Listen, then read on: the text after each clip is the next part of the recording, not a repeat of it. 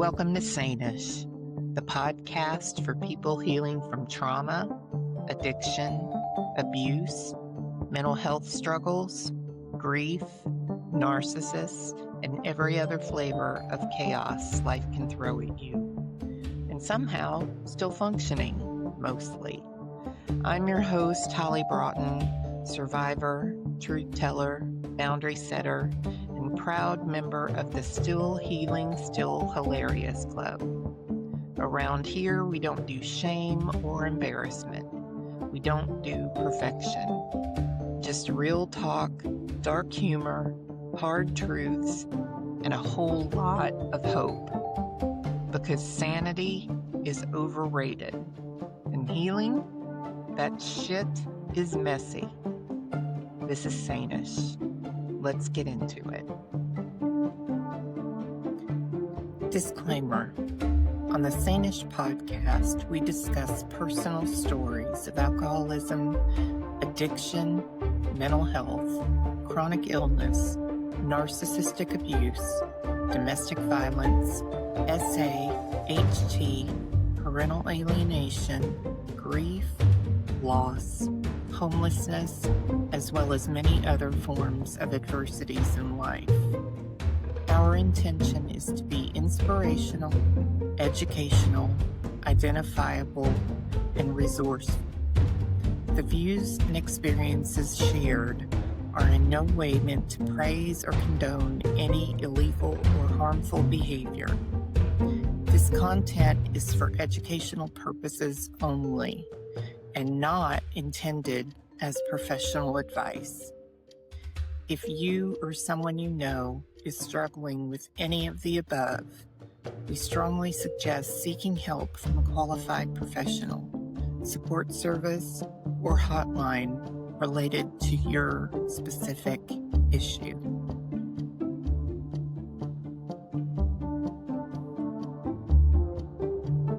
Hey, everybody. Before we get into today's episode, I want to take a moment to speak to something that doesn't always get said out loud. Recovery is already vulnerable, but when you layer in religion, culture, family expectations, or even just the fear of what will people think, it can feel like you're carrying something even heavier. For some people, faith is a source of strength in recovery.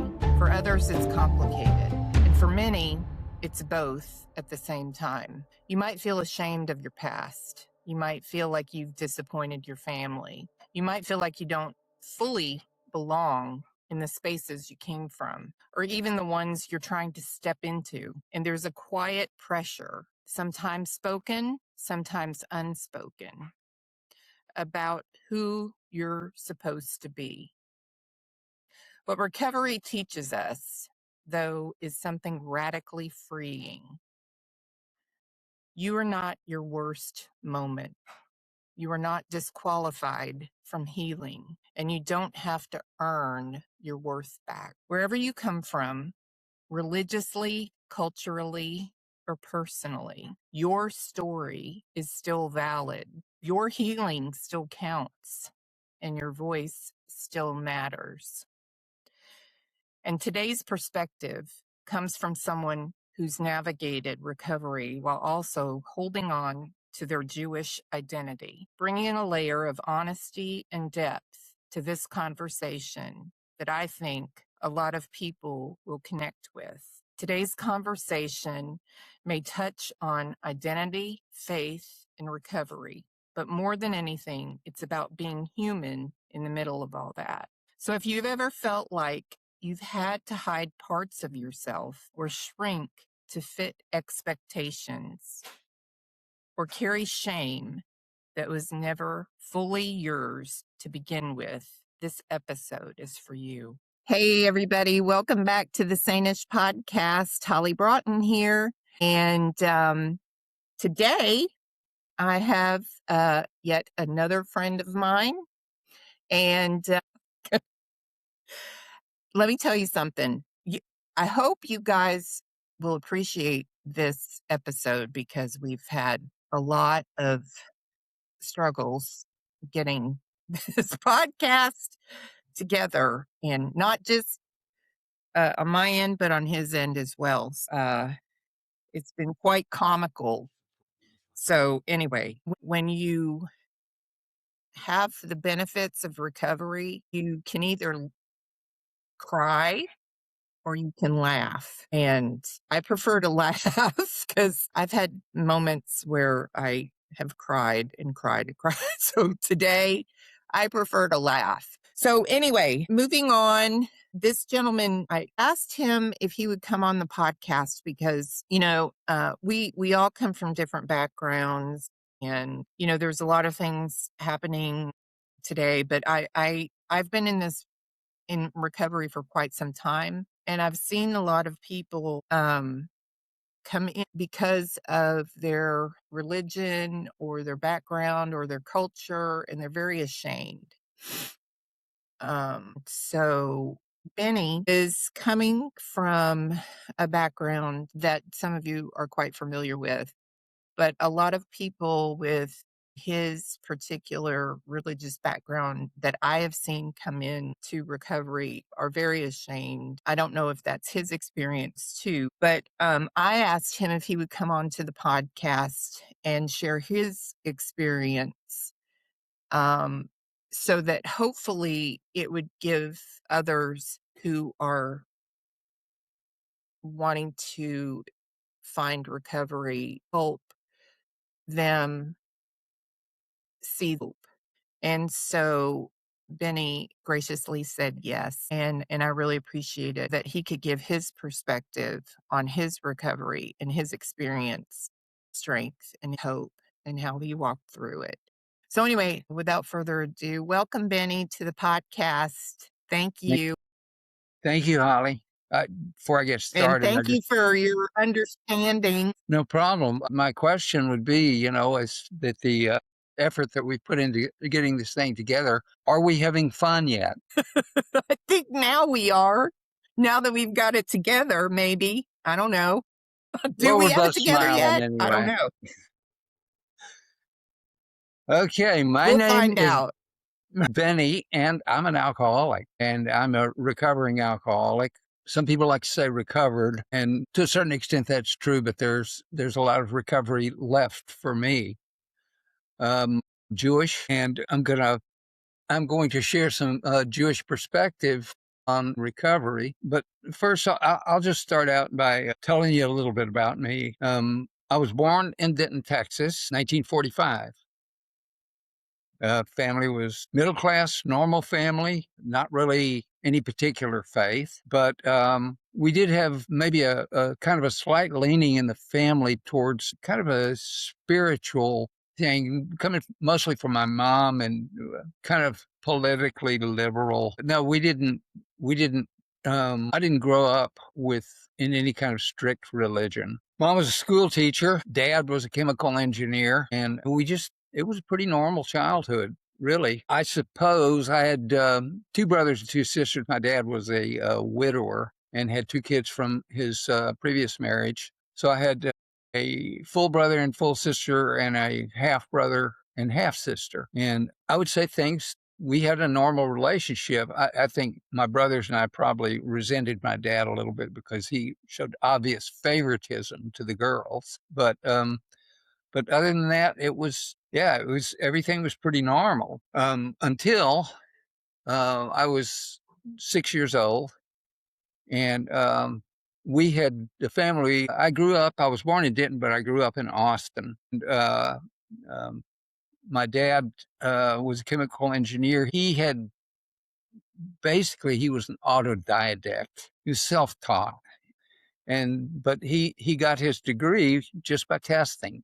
He never went to school, but he got a job in Washington, D.C., and the family moved to Roanoke, Virginia. And we'd been there about 2 weeks, and my dad died very suddenly and in front of me. He had a stroke and died, and the family was pretty devastated, needless to say. But my mom, we didn't really know anybody in that area, and she didn't have any connections. So we moved back to Austin, and she rented a little duplex, and that's where I spent years from age 6 to age 11, was in this little duplex, and times were tight. We didn't have much money, but we were still reasonably happy. We were a very close-knit family. When I was 11 years old, my mom remarried to a man. He was a veterinarian and just an outstanding. I could not have asked for a better stepfather. I grew to love him and consider him to be my real father.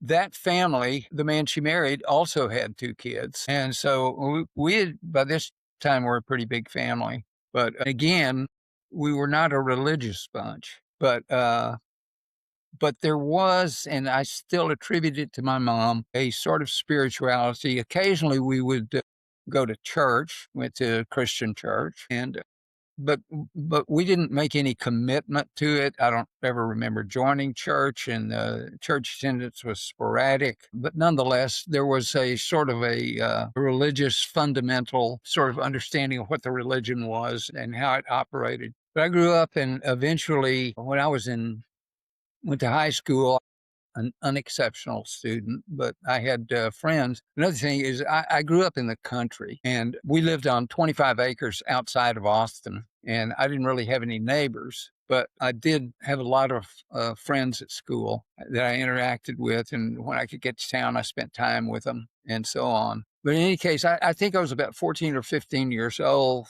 sort of my first personal experience with spirituality. And I remember that I used to play because we had a big yard. We had, like I said, 25 acres, and we had a big yard, and outside of the yard was just sort of hill country brush and so on. But I used to like to, I was a kind of a sports guy and liked baseball, and I'd get out there, and I spent a lot of time by myself. And so one day I was out there, and I would just kind of pitch up the baseball, swing the bat, and hit it. And then go get it and do it again and do it again. And I could do that for a long periods of time. One time I hit the ball. It went a lot further than I had intended it to. And I went out into the brush, and I went out there to look for it. I couldn't find it. And I started getting frustrated and mad and angry.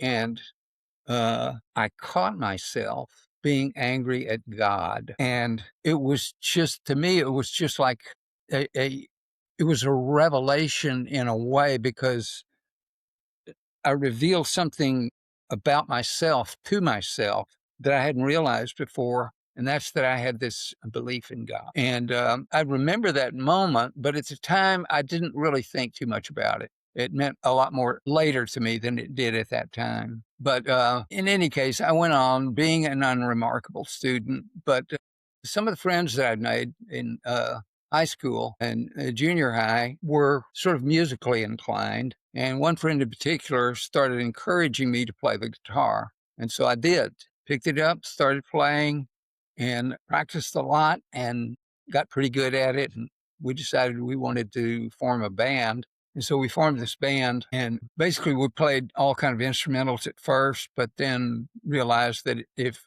we wanted to get any gigs, we were going to have some vocals. People wanted to hear songs of the day and so on. So little by little, we improved and started playing around town a little bit. And I graduated from high school and went to UT. And I had by that time some experience with drinking and to inebriation, but there was no problem with it. It was like something that kids did every now and then. We'd go out and find somebody to buy beer for us and drink it and get drunk. And that was it for a long time. But there was no problem with alcohol. Meanwhile, the music continued, and after a couple of years in college, I realized that I was more interested in playing music than I was in going to school. And so, and by that time, I had gotten in some bands that had gotten a little bit of recognition around Austin, and I was kind of full of myself, and I thought of myself as a good musician. So I said, I think I can do this. I think I can make a career out of this. I think I can become a rock star. So pipe dreams, but in any case, around that time, my older brother, I had a brother 3 years older than I was. My half brother was beyond that. He was about 10 years older than I was. And he was not living with us at the time. He had graduated and gone to college and gotten out of college and joined the Navy. So he was not around, but my brother that was 3 years older was. And I remember him coming. What I did was I found a matchbox of pot one time, and I asked him if it was his, and he said yes. And I was just appalled. I said, "You can't do that. You can't do that. You're going to get addicted. You're going to get addicted." And he said, "Nah, don't worry about it. It's not that big a deal." And little by little, I became more accepting. And finally, when I got into college, I thought, that not only is this not so bad, it's pretty cool. And I had some other friends that were high school friends that not musicians, but we hung around a lot. And my family had always sort of been kind of a counterculture type family. Not sure why, but that's just the way we rolled. And my brother, who had the pot, had friends. And when I got into college, I had friends. At the time, I called his friend beatniks. And I was into music and playing music and mostly rock and roll and blues. He and his friends they weren't musicians, but they were more into philosophy, and the music they liked was jazz and that sort of thing. But some of those people became friends of mine as well, and other drugs appeared. I took peyote, acid, cocaine, speed, a lot of drugs. I did a lot of drugs in college, but I wasn't a problem user at that point, and I wasn't drinking at that time. I was more into drugs. Um, as time went on and I got more musical recognition, I decided I met a woman and fell in love with her. And I was 22 years old and we got married. And the band I was playing with at the time was a pretty good band. At one point, we had some local success, probably some regional success, but nothing ever national. At one time, we did, however, have the number one song on the KNOW, which is the rock and roll station, AM rock and roll station at that time, on their top 40. So it was my claim to fame. I've never reached those heights again. Uh, but I wasn't real happy with the band. And because I had a little bit of a reputation as a guitar player, a band from Dallas offered me a gig. And I was just recently married. And so I told my wife, we're moving to Dallas. And she went along with it. And so we did. We moved up to Dallas and I started playing with this band up there. And I was still using drugs. I had this idea that that using drugs did two things for me. One, it provided a spiritual content to my music that I didn't necessarily feel when I was straight.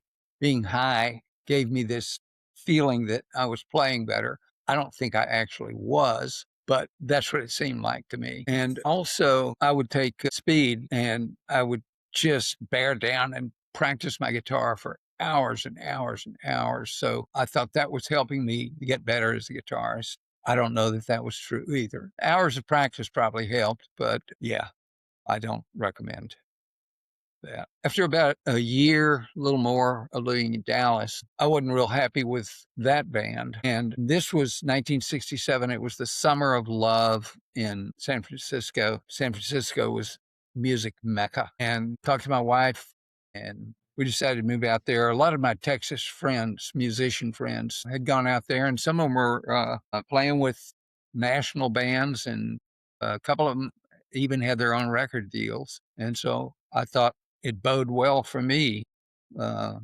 go out there and see what I could do. So my wife and I moved out to San Francisco. My drug use was increasing at this point. Sometimes would interfere with my music, but still wasn't to a point that I thought it was a problem. I did get a gig with as a sideman in a band, nationally renowned recording artist. Not really big time, but you'd know his name, John Lee Hooker, if I said it, or you might know his name. Yeah, But sure. in any case, Yeah, I played with him for a while, but I wasn't real happy with that either. And some other musicians, friends out there, and I decided to get together and see if we could do something a little bit more creative. And uh, at one point, we had put together a band and we're getting some interest from people who were connected to the record business. And we thought we might get a record deal. In any case, one of my bandmates and I, the connection was back in Texas. And one of my bandmates and I drove back to Texas, back to Austin, to sort of pursue this opportunity. Um, and it didn't pan out. But one of the days I was there, I hooked up with an old friend of mine from Dallas. I went to Dallas to do something or other, and I just decided to have a dinner with him. And he started telling me about this religious conversion that he'd had, and I could tell he was very enthused about it. And so I said, "Yeah, it all sounds really interesting. I might like to find out some more about it." He said, "Well, I could take you to meet some people tomorrow." And I said, "Well, why don't you just give me their contact info and I'll get in touch with them." And he looked at me and he said, "You could put this off for the rest of your life." And at that moment, I just felt something inside that said, "Pay attention." So I said, "Yeah, I could." And I said, "Okay, I'll go meet your friends tomorrow." And I went and met his friends. Turns out that they were kind of like, it was a Christian group that some people might have characterized as Jesus freaks. And I decided to join that group. And when I went back to California to get my wife, she was just blown away. She couldn't believe it, but she was very pleased because, drinking, drugging, being a musician, she was working and I was not bringing in any money. I mean, when I was playing with John Lee Hooker, I was making money, but John didn't pay well. And it was not a living. And so she was really happy. And I said, let's move back to Texas and I'm going to get a job, a real job. And what musicians hear all the time, why don't you get a real job? So I finally decided to do that. But I didn't have any skills. So times were tight. We moved back to Dallas. I was living there and this group, the person that ran the group, was the head of the group, decided that Houston was a better place than Dallas. And so this entire group sort of moved down to Houston and I started work as a carpenter, and progressed pretty quickly, but times were still tight and money was tight and my wife had to work. And by this time we had a baby. And so it was like supporting the baby and we were both working, but neither one of us was bringing in a lot of money and it was tight.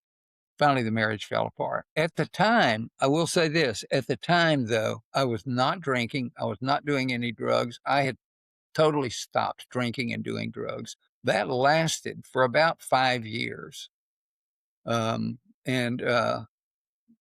but at some point during that 5 years, she decided she didn't want to be married to me anymore. And so we divorced and both of us stayed in Houston. But I continued my carpentry work and I began to think maybe this Christian thing wasn't working too well for me. And so I started drifting away from it.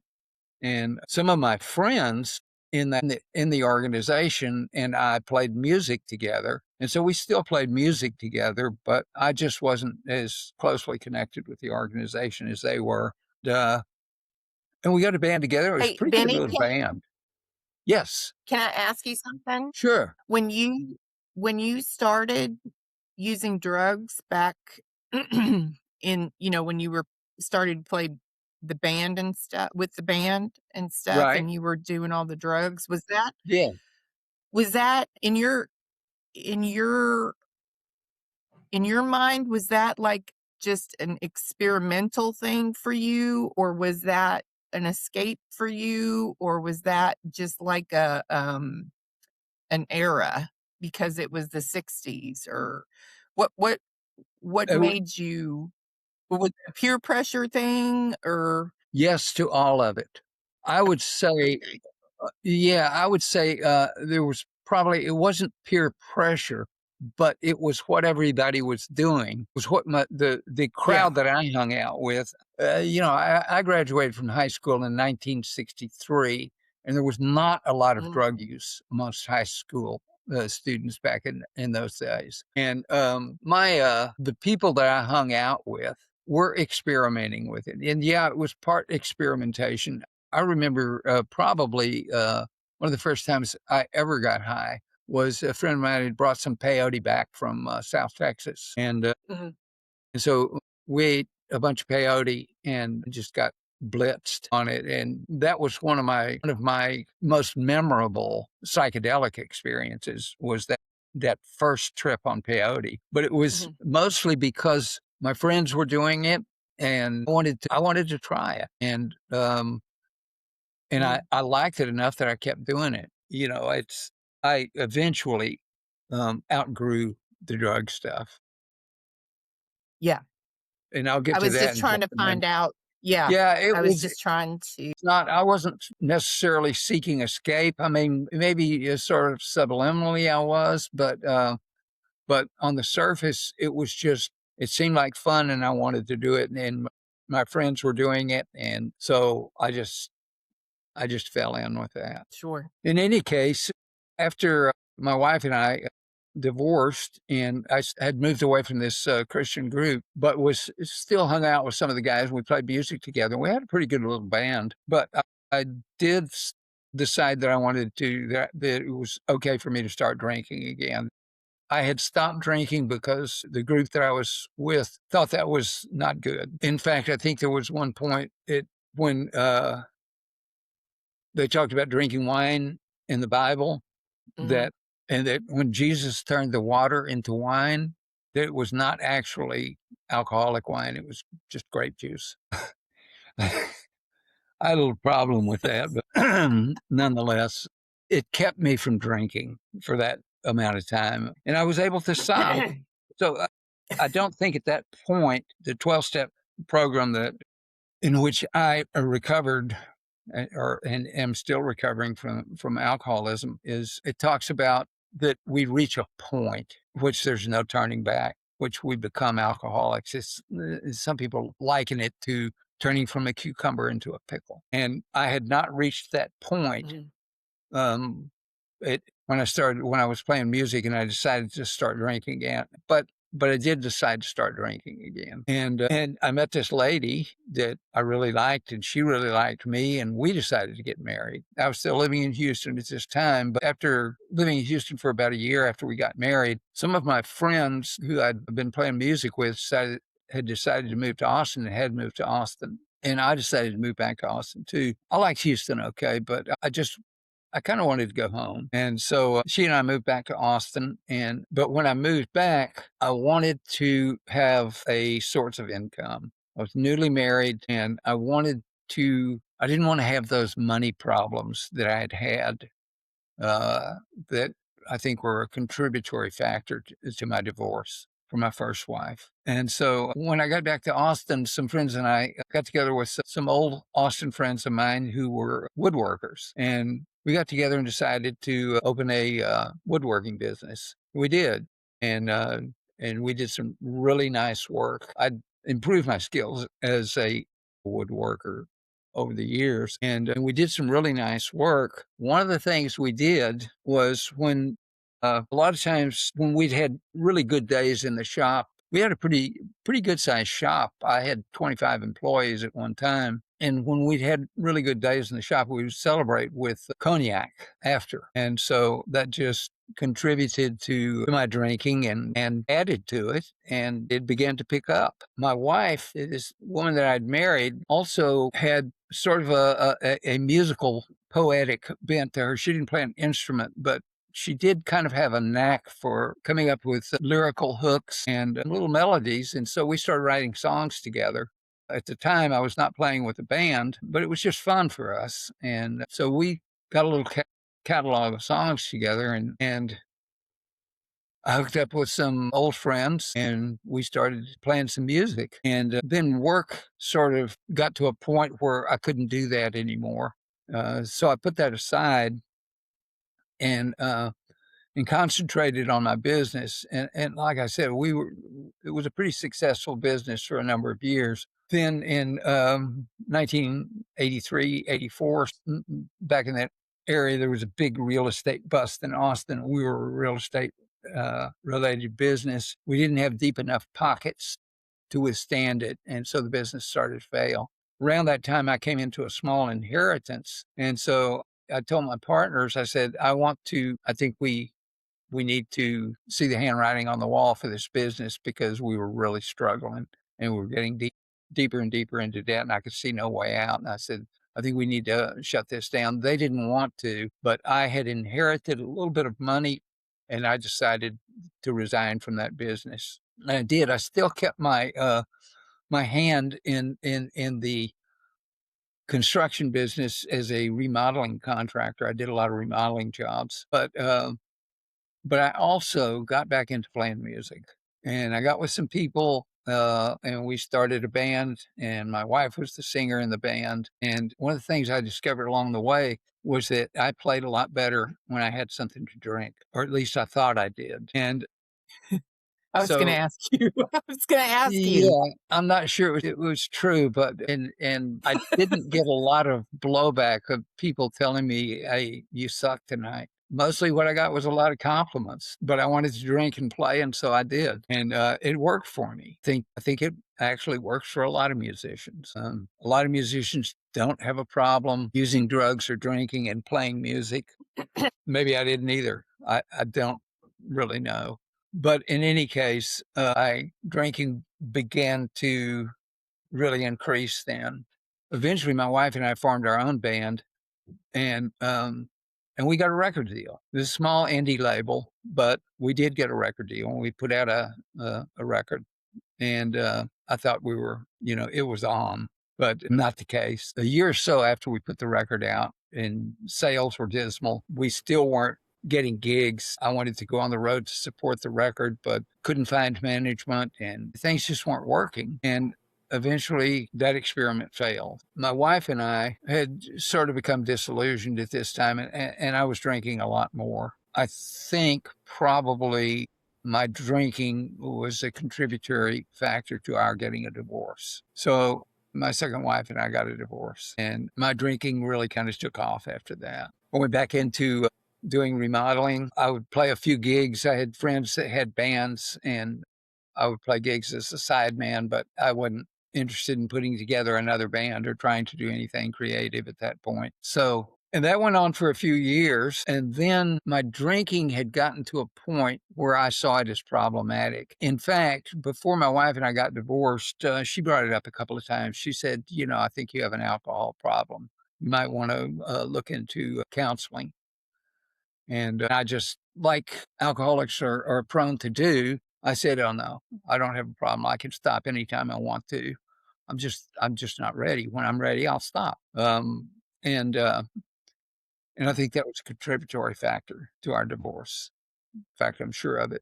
But in any case, I'd gone back into doing contracting. I was playing a few gigs with friends as a sideman, but I was increasingly unhappy. I knew that I was drinking too much. I wasn't ready to admit at that point that I couldn't stop. I still thought I could stop if I wanted to. I just kept waiting for that. There was going to be something in my psyche, some level of spirituality that I reached that was going to enable me to control my drinking. And I truly believed that that was going to happen. And I pursued that. At some point, I realized that it was, I wanted a spiritual path. And I had a Jewish friend who we were close. We had played music together in the past. And I was working with him. He was also a remodeling contractor, and we did some jobs together. And I was working with him, and I asked him. I was curious about his religion, and I asked him about it, and he told me some things about it. And he said, "Hey, look, if you're interested in this," he said, "I'll get you a copy of the Chumash,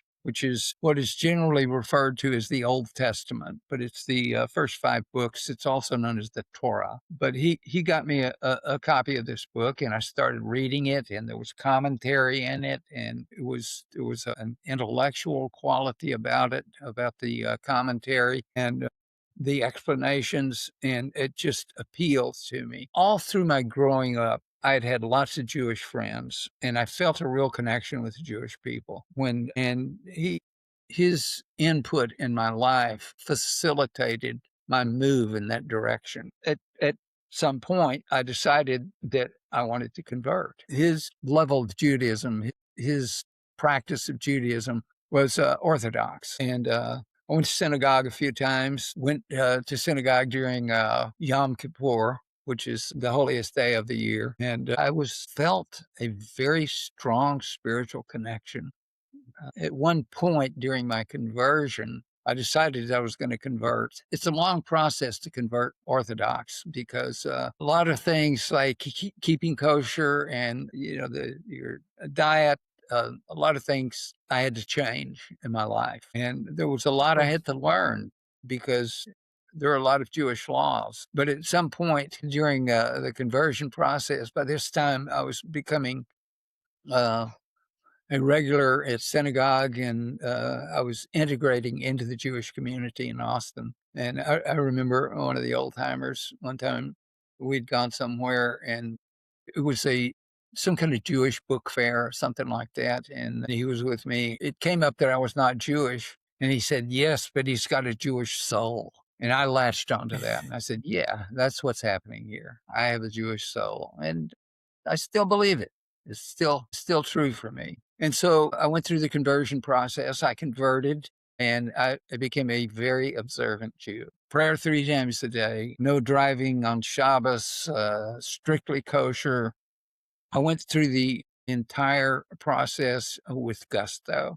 It really just embraced it, and I felt like I was home. I also felt like that I was in a community which would be, because in Judaism there's not really any prohibition against alcohol. It's like it's just a thing that's there. And I felt like that I might get some spiritual help to sort of help me control my drinking. I don't think I ever thought of it in those direct terms, but that was an idea that was just sort of bouncing around in my mind, and it didn't work. As a matter of fact, my drinking got worse, and there were times when I really felt desperate, and yet there was this. I held out this hope.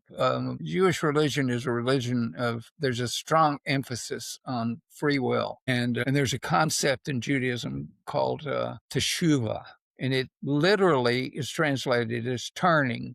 But it's also, you could probably relate to it as repentance or and the Jewish religion is very strong about when you're on the wrong path, that it's your free will, that you decide to exercise your free will to turn from this path. But I found that praying 3 times a day, keeping kosher, observing the Sabbath and the holidays did not help me in that regard. And I finally began to realize that I was powerless. It all sort of came to a head when I got arrested for DWI, and not for the first time, but for the last time, hopefully. And I remember sitting in jail. It was a point I remember at which I actually prayed this before I started my recovery, when I was still in the throes of alcoholism and feeling helpless, that I actually prayed to God to relieve me of the obsession to drink alcohol. And, I would pray this prayer, and then the thought would come into my mind to go seek help. And I would say to myself, or perhaps maybe the way I see it now is that I think I was praying a prayer,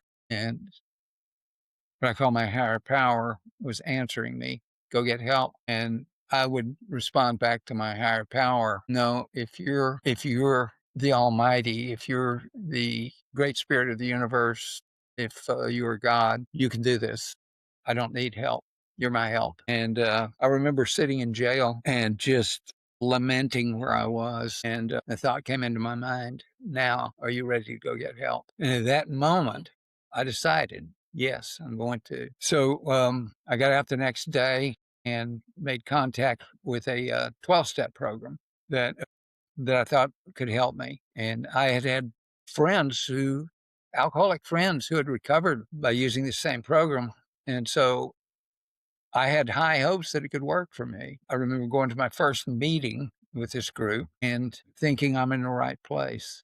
This particular brand of 12-step is has a sort of a mentoring program where one of the people who's been in the program for a while takes a newcomer and mentors that person through the program and helps them to work the program. A lot of people resist that when they first get into a recovery program because it's almost like submitting yourself to the will of another person. It turns out that it's not like that at all. It wasn't like that at all for me. It was more like having a friend who just gave me good advice. So I started that process and I was amazed. One of the things that was amazing to me is how quickly after I started that process, after I'd made the commitment, that the obsession to drink was lifted from me.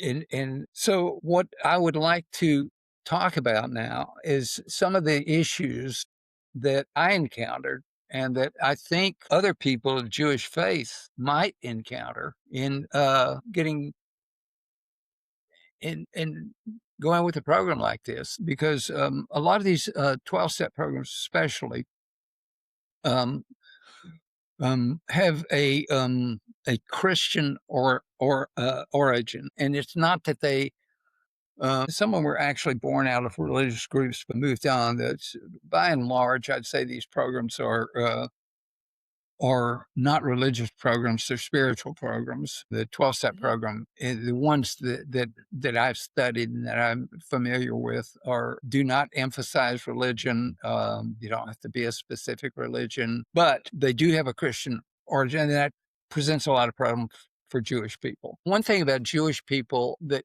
I think sort of keeps them away from recovery programs, and especially 12-step programs, outside help, is that there's a stigma in the Jewish community about alcoholism and addiction. Jews, this doesn't happen to Jews. Jews aren't alcoholics. Jews do not, this is not us. That's for Gentiles and people of other religions. It's not for us. We don't do that. It's not true. It is not true. It's, I mean, So, I don't know what. Benny, can I stop you? Absolutely. Can I stop you there? Okay, Sure. since you brought that up, can I ask you, how does how does Judaism view struggle and failure and or like falling short, and how did that impact your mindset in recovery?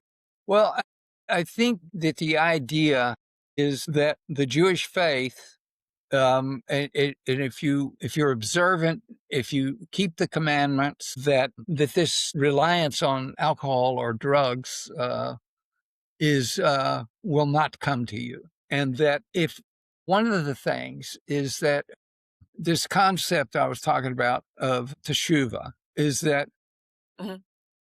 the concept of free will is very strong in Judaism. And so a lot of times, and this is especially strong in the Jewish community with regard to substance abuse, is that you have free will. And so the idea of powerlessness is not accepted. You're not powerless. You have free will. It's a very strong concept in Judaism. And I think it's one of the things that I would use is that alcohol is medically recognized as a disease. To combat the idea of that your free will can overcome this obsession to drink. To combat that notion, what I say is it's a disease, and there are some diseases, some sicknesses we can get over just fine without really the body will just take care of it. Others require treatment, and not just treatment, but treatment from an outside source. And this brings this for Jews with 12-step recovery is that, this outside source has roots in another religion, and we don't want that. We don't want to mingle with other religions. We're Jews are very protective of their religion, and the idea of assimilation is abhorrent. No, we are Jewish. We are a tribe and we take care of our own. We don't want outside help, Mhm. and especially not. I mean, there's a huge prohibition in Judaism against idolatry, and the Jewish religion traditionally, it's not so much this way anymore, but traditionally has considered a lot of other religions to be idolatrous. And so it can be a problem, these roots in a religion that's not Judaism. And the Jewish community will also say, look, you can get plenty of help within the Jewish community. You don't have to go outside. For a lot of people, that just doesn't work. For a lot of Jews, that just doesn't work. It's a reluctance to accept that there might be a way that's outside of the Jewish religion that they don't want to. A lot of it's not so much that way anymore. Used to be worse than it is now. But another drawback, yes, About when you talked about powerlessness, um, I think maybe when we talk about powerlessness in recovery, it's not necessarily about not having free will per se. When we talk about powerlessness in recovery, all we're really saying is we're surrendering, really. We're right, not really saying, you know what I mean? Like, we're not really saying we're, powerless, we don't have free will, whatever. All we're saying, really, when we talk about being powerless, is we're saying, yep, I surrender. Like, I'm, right. Well, I have no control over this. it's true, which is to me is powerlessness. And I will tell you that when I was drinking and when I was in my active alcoholism, I would get up in the morning having drunk the night before, sometimes with a hangover, sometimes without a hangover, but with a guilty conscience and realizing that I had once again violated my own edict for myself. I had told myself I was not going to do it. I would get up and say, okay, today I really can't. By that afternoon and evening, I was drinking again. I was powerless. I could not stop myself from drinking. I couldn't do it. I mean, there was just, and there were times when I could do it, but I was miserable. And it was like I could do it, but it wasn't natural for me. It's like I was gripping the whole time till I could get to my next drink. I would tell myself, see, you can do it. Now you can drink. And that's what I was, was not there. And so powerlessness speaks powerfully to me. I needed to submit to something, and it was my particular brand of recovery is submitting to a power greater than myself. But again, and this is one of the arguments that I would use against the negation of free will. I still had to decide to submit myself to a power greater than myself. It's actually just an acknowledgement to me that there is a power greater than myself.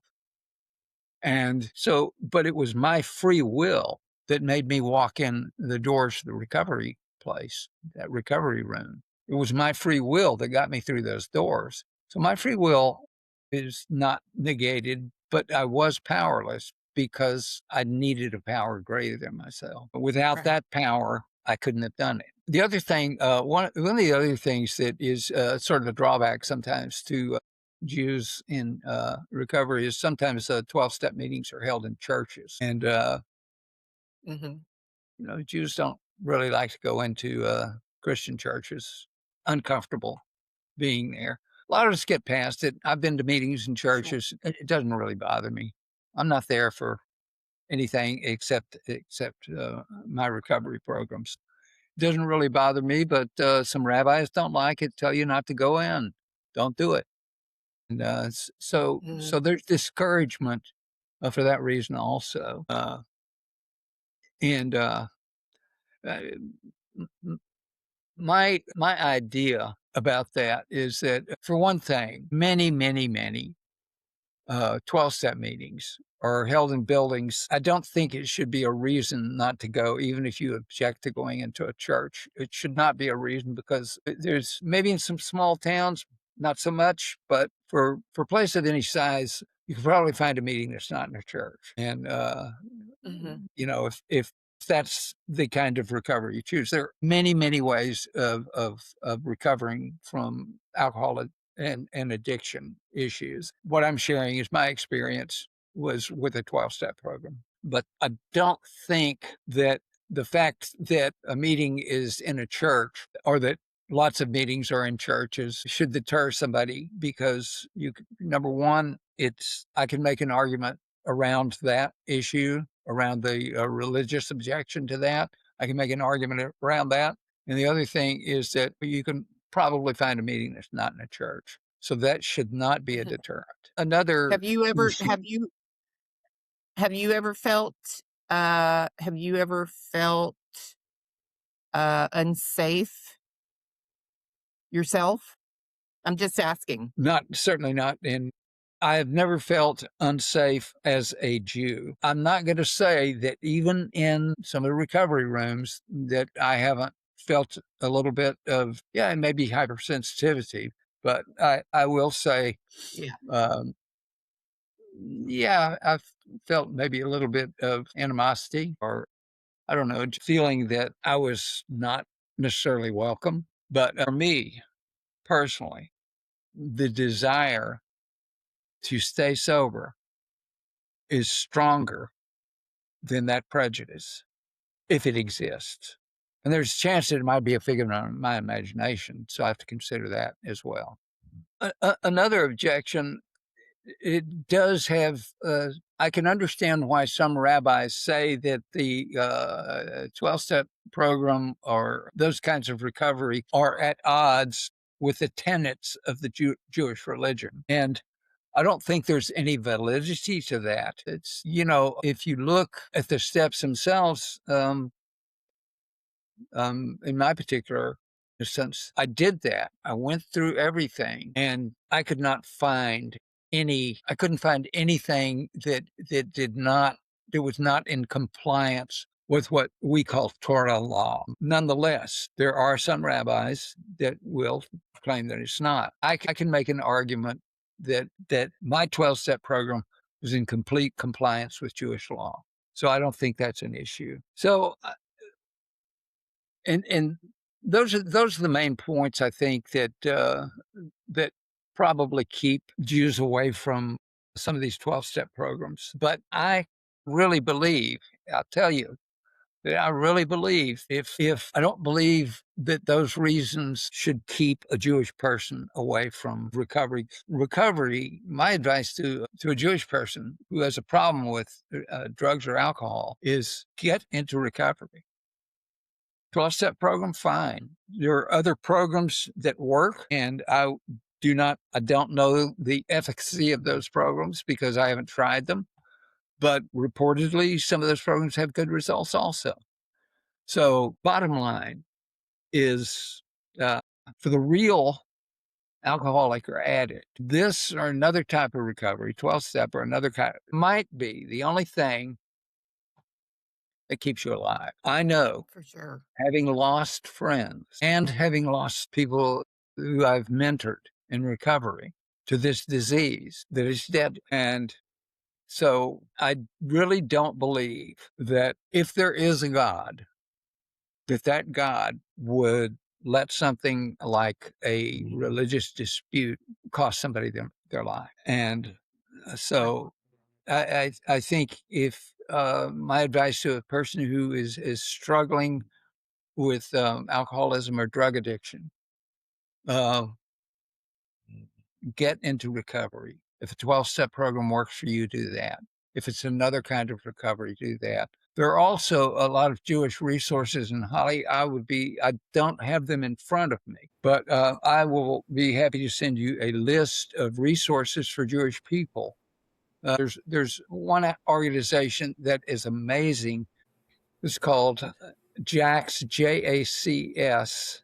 Um, it's I can't remember what it's an acronym for at the present time, but I'll send you the information on it. But it's a great program, and it's highly successful. It's geared towards Jewish people. The J stands for Jewish. and the jacks, but it's the main problem is that it's really based in New York, and there's not much of a presence outside of New York. There's a little bit of presence outside of New York, but Mm. there are other resources, and we have a lot of resources in Texas for Jewish people as well. So I'll be happy to share those with you if you'd like for me to. Yeah, But please do. I'll put that, I'll put that information that you send me in the episode description of the podcast for great, those who are, you know, wanting it. So, sure. great. So, Well, I hope what I've had to say have has you been helpful. it absolutely has, and I'm sure it will help people who, whether they're in the Jewish faith or whether they're struggling in their own culture or whatever it may be with recovery and maybe teetering on, I don't know if I should do this or whatever the reason may be. I think it would help knowing that they're not the only ones that have struggles with those types of things. So, Yeah, yes, I think it was let me very beneficial.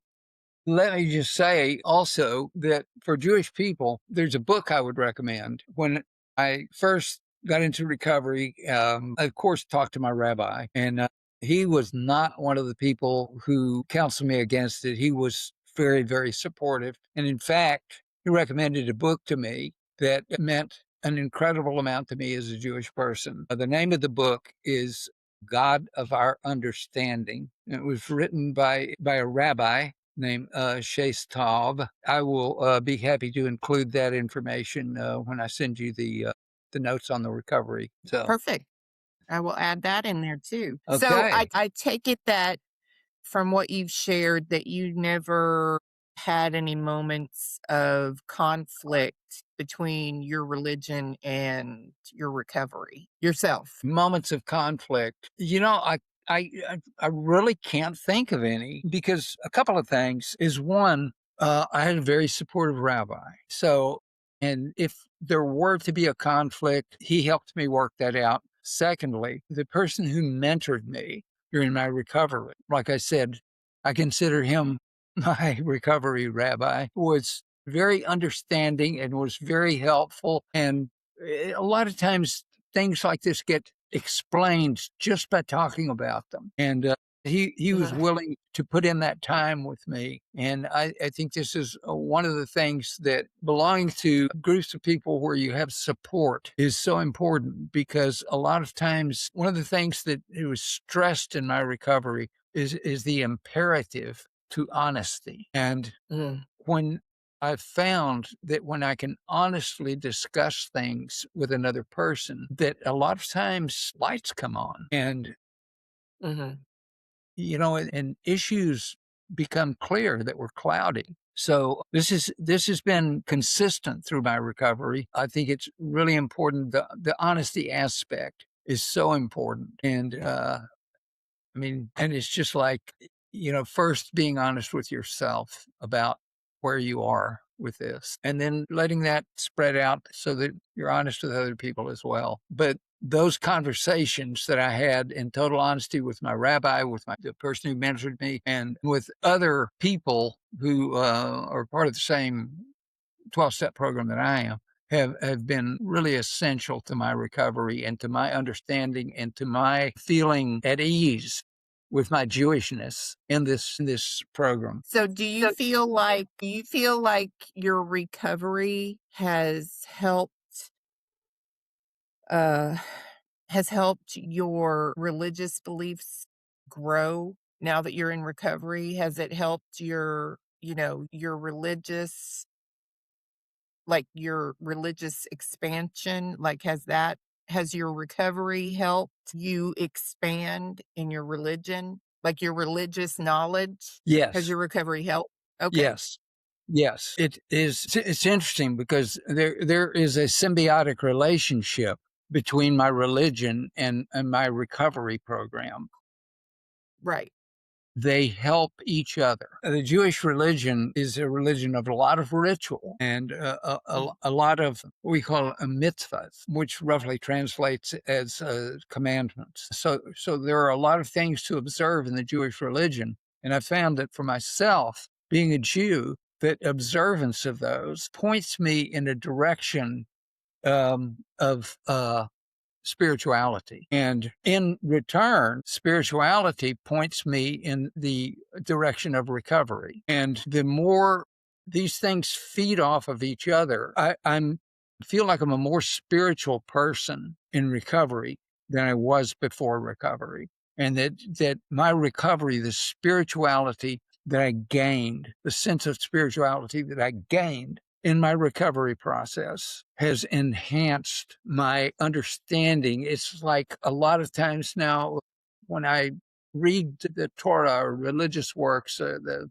Talmudic, I have a deeper understanding of it. And I think it's because of the spirituality that I gained through this recovery process. Conversely, I think that the ritual that I practice in my Judaism keeps me centered towards that spirituality. And so I think the two things feed off of each other. And I'm very grateful to have been put into the position of having these two amazing resources in my life. So if somebody came up to you today, if someone, let's just say if someone at your synagogue came up to you and pulled you aside and said that they were struggling, what kind of advice would you give them? Well, I would probably ask them a little bit about themselves. It depends on how well I knew the person. If I knew them and witnessed them struggling, but the main thing that I would want to do is establish a basis of communication that was rooted in honesty. I would basically probably tell that person that I have an idea of what they're going through because I have gone through something quite similar, and that if and that I feel like that I have moved beyond the devastation that caused in my life. For me, it was alcoholism. For other people, it's drugs, or there are other kinds of addictions. Gambling, sex, I don't know. It's just lots of them. But if somebody came to me with an addictive problem, I would basically tell them that I would first establish my credentials by telling them that I know something about what you're talking about because I've been there. And then I would see how open they were to listening to, my my my recount of my recovery. I mean, a lot of times these things happen in very small increments. You don't have, it's not like I have an hour to talk to somebody about this. Sometimes it's 5 minutes. So you sort of improvise and, I like in a situation like that, I like to sort of, this is me. I like to try to flip a little switch inside my head and say, maybe I can open a channel for some spiritual guidance in dealing with this. But generally speaking, I would try to let them know that I'm not unfamiliar with what they're going through, and if they're open to it, I'll tell them how I recovered. Well, Benny, thank you so much for helping us. First of all, you're sharing your story with us, being open and vulnerable about that. And second of all, sharing some insight about Judaism and then helping possibly some people of the Jewish faith who may be struggling out there to help ease some fears or anxiety about recovery too. So I I appreciate. have not encountered a lot of Jewish people in my recovery process, but often when I do, there's a reluctance to stay with the program because I think to some extent we feel like outsiders. Sure. And so my counsel to Jewish people who are considering recovery is don't let that stop you. This might save your life. Don't let being an outsider, don't let feeling like you're an outsider. Do whatever it takes to recover. Very good point.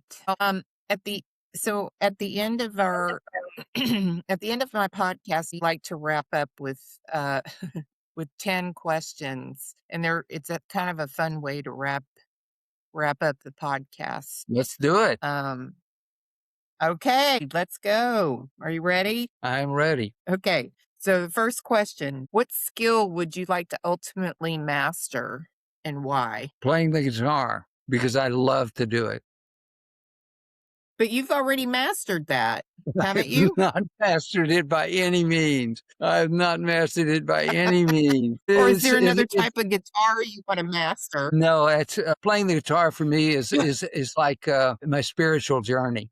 I'll never reach the end. Okay. Okay. Well, fair enough. Fair enough. Okay. Next question. What has been the highlight of your life thus far and why? Okay, I'm going to put recovery aside because my recovery from alcoholism is probably the single most important thing that's ever happened. But right now, because from my last marriage, it was 28 years and I just got married again. And right now, I can't think of much else other than how happy I am at being married again. So right now, today, my wife is the highlight of my life. You know what? That's a very good answer.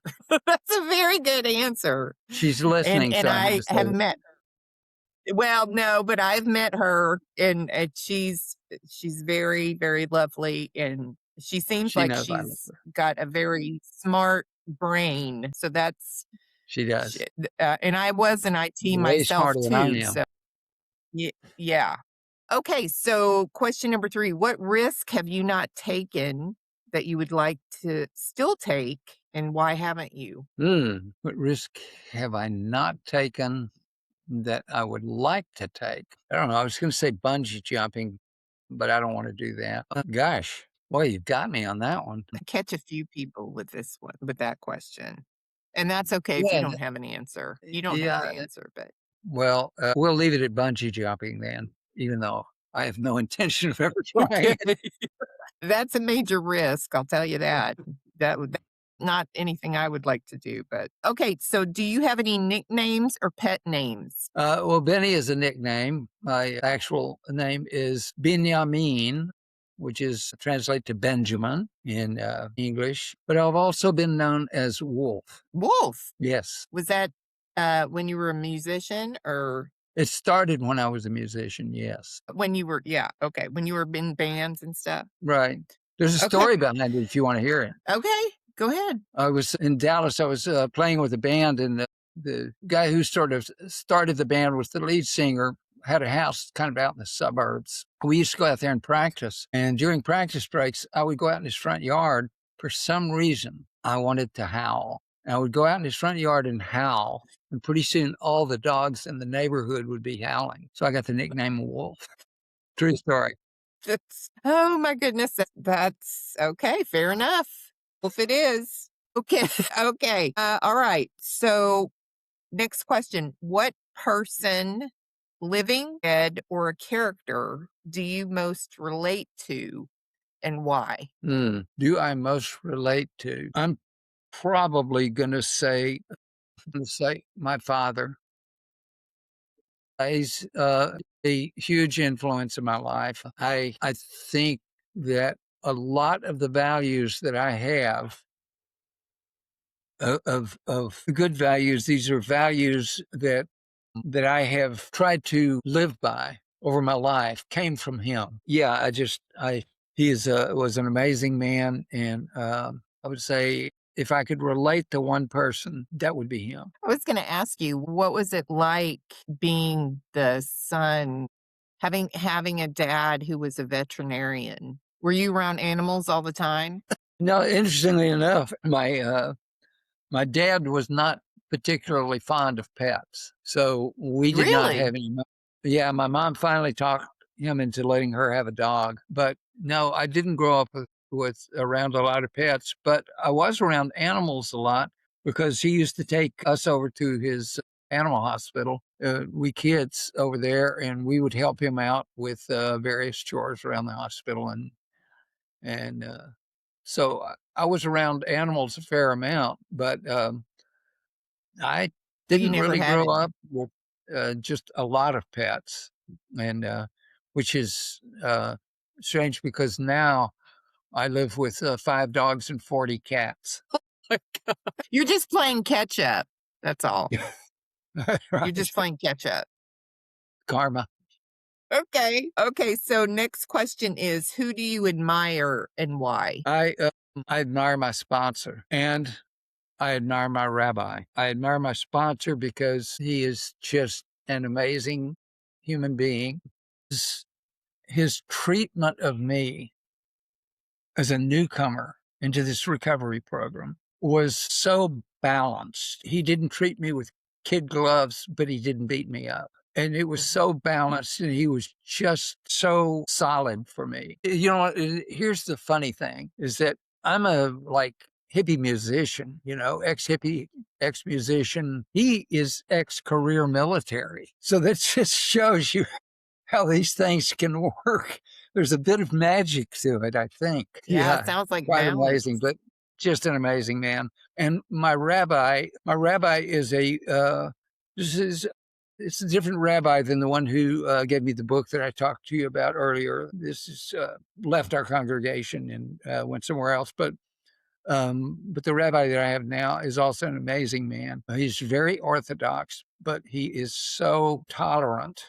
And he has actually, his calling is to young people, students mainly. He works with college students a lot, but he is highly orthodox, very observant. But his tolerance for those who don't rise to that level of observance is so great. And he is so accepting and so warm and so human that I have a tremendous amount of respect. But I'll tell you, here's another little secret, is that I don't want to leave out of my pedestals of respect. I want to leave my wife out because she's the most amazing human being in my life. So yeah, I can't leave her. But those two guys have been big influences in my life. All right. Well, fair enough. All right. So next question. What has been your biggest, now this is a trick question. What has been your biggest mistake or regret and why? And I say that as a trick question because usually our biggest mistakes end up to be opportunities to learn. So that's why I say it that way. Well, if I want to think of it in terms of regret, I'm probably going to say the way that I treated my daughter when I was active in my alcoholism. I think I remember part of my recovery program was to make amends to people that I felt like that I owed some sort of an amends to. And I remember she was on my list. And it wasn't that we had a contentious relationship or there was no animosity between us particularly, but I do remember when I was in recovery and I got up to the point where I thought that I needed to talk to her and express that I knew that I had made mistakes. I approached her about it and she said, "Dad, I'm not ready to hear it." And that reinforced so this was not a single mistake. It was a mistake. It was a series of mistakes that were repeated over a number of years. And by saying this, I'm not saying that I think I was a particularly bad father. I don't think that I was, but I did a lot of, I think I made some mistakes there that I truly regret. So that and, selling Apple stock for $2 a share, that was the biggest mistake of my life. Just kidding. Just You kidding. didn't do that. I didn't. That's a lie. I didn't do that. I never owned Apple stock. If I had, I would have done that. Okay, so next question. Is Nancy standing right there? What's your favorite curse word? My favorite curse word? Yeah. It's interesting because I don't really consider it a curse word, but it's probably one of the least acceptable words. It's definitely one of the 7 you can't say on radio. It is fuck. Very good. Very good. That's a good one. That's mine too. So, and that's a lot of my guests, just so you know. It's a lot Oh, of my yeah. kids' favorite curse word. Okay. So, do you know what your ethnicity or your heritage is? This is my personal favorite. This is my personal question that I like to ask people. Well, I've never done a 23andMe or one of those gene things, so I'm not quite sure. I know that there's Scottish blood. I know that there's Irish blood. I know that there's English blood. I suspect there might be some Native American blood, and Lord knows what else. But So you're just a Heinz 57. yeah, pretty much. Pretty much. Yeah. Okay, so here's the last question. So what would you hope your higher power, God, the universe, or the creator would say when you pass or transition or die? What do I think my higher power would say when I pass? What would Is you that the question? hope? Yeah.